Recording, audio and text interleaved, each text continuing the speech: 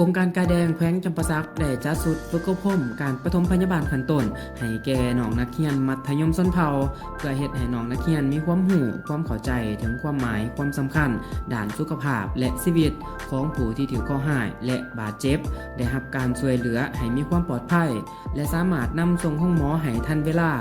ซึ่งน้องๆจะได้เรียนรู้และฝึกทั้งภาคทฤษฎีและภาคปฏิบัติตัวจริงจากผู้ฝึกที่มีประสบการณ์จากองค์การกาแดงแห่งชาติลาวและองค์การกาแดงแขวงจำปาสักโดยเฉพาะแมนการปฐมพยาบาลขั้นเบื้องต้นขอมีความสำคัญหลายในการดำรงชีวิตประจำวันและสร้างนักปฐมพยาบาลที่เป็นครูอาจารย์และน้องนักเรียนเพื่อนำไปจัดตั้งปฏิบัติในอนาคตเมื่อเกิดเหตุการณ์ฉุกเฉินดังกล่าวนั่นเองและนี่ก็แม่น1 นาทีกับจอกหน่อย EP นี้ที่องค์การกาแดงแขวงจำปาสักและพบกันใหม่ EP หน้าไปละบ๊ายบาย